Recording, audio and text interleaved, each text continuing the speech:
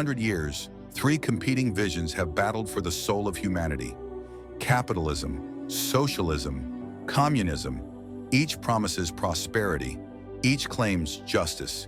Each in practice has shaped nations and scarred them.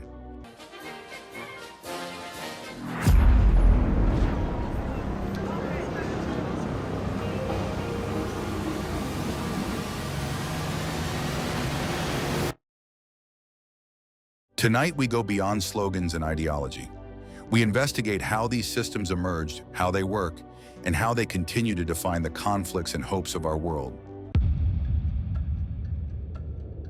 Before we enter history, we begin with clarity. What do these terms actually mean? Simple definitions. Capitalism, individual ownership and free markets. Socialism, shared or public ownership of key industries with social welfare protections. Communism, a classless, stateless society with complete public ownership. Three visions, three interpretations of equality, wealth, and power. The Industrial Revolution created enormous wealth, but also unbearable exploitation. Philosophers sought answers. And the word cheap for us is precisely a way of describing how capitalism avoids paying its bills. When you look at the food system, you can see that it is organized so that the urban proletariat, the working class in cities in particular, get access to cheap food as a tool of control. Capitalism, markets without coercion. Socialism, society stepping in to protect the vulnerable. Communism, eliminating inequality entirely by abolishing private ownership. Capitalism's roots run deep in early merchants, trade networks, and Smith's idea of the invisible hand. Communism's origins lie in Marx's criticism of capitalism's brutality. Socialism emerged as a bridge, seeking reform, not total revolution. Capitalism is built on one foundational idea. Individuals own property and make economic decisions. Three pillars of capitalism. 1. Private ownership. 2. Free markets. 3. Profit motive. Competition, innovation, wealth creation, and inequality. Where capitalism thrives, so does disparity. Capitalism drives invention, the smartphone, vaccines, global trade, but it also produces boom-bust cycles and unchecked corporate power. Capitalism raises living standards, yet leaves millions behind. Socialism isn't a single model. It ranges from European welfare states to community cooperatives.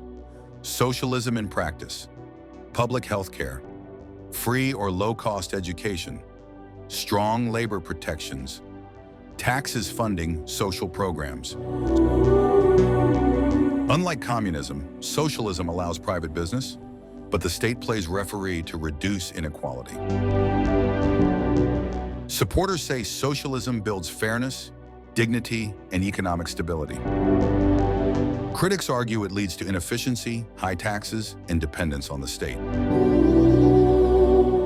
Communism envisions a world without classes, workers owning everything collectively. Marx's final goal: no private property, no social classes, no government, shared resources based on need. But this world has never existed. Every attempt took a different path. The Soviet Union industrialized rapidly, but at enormous human cost. China lifted millions from poverty, but abandoned many communist ideals to embrace markets. Cuba achieved strong healthcare and literacy, but struggles economically. Communism aimed for utopia and often created authoritarianism.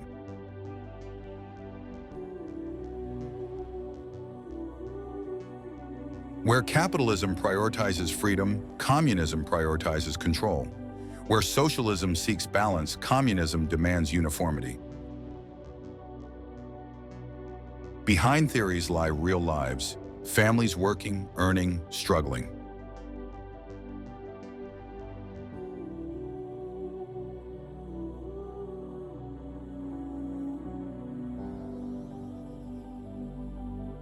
5 citizens, 3 systems.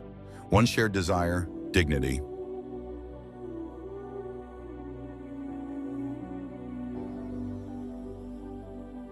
Let's break down the differences, clearly and without rhetoric. Sections. 1. Ownership of resources. 2. Role of government. 3. Worker rights. 4. Wealth distribution. 5. Innovation and freedom. 6. Equality outcomes. 7. Political structure.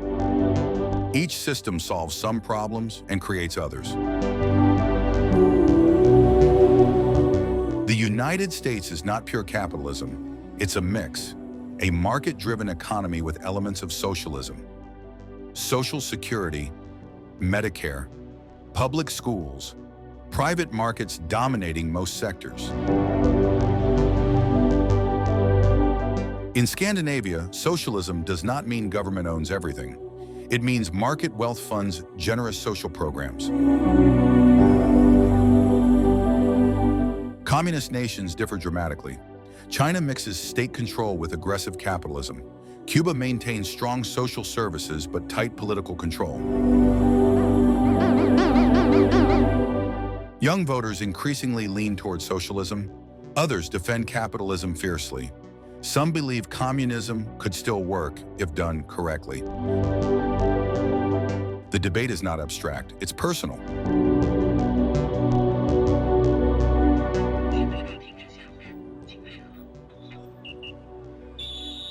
Automation is changing everything. Robots don't need wages. AI doesn't strike. Will capitalism survive a future without enough jobs? Will socialism expand to support displaced workers? Or will new versions of digital communism emerge?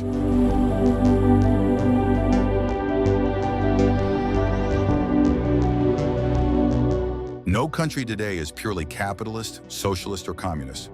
Every nation blends ideas, guided by culture, history, and struggle.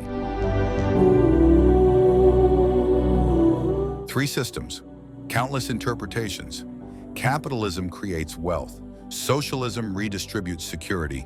Communism dreams of equality and fears dissent. Perhaps the real question isn't which system wins, but how humanity can build one that honors freedom, fairness, innovation, and human dignity.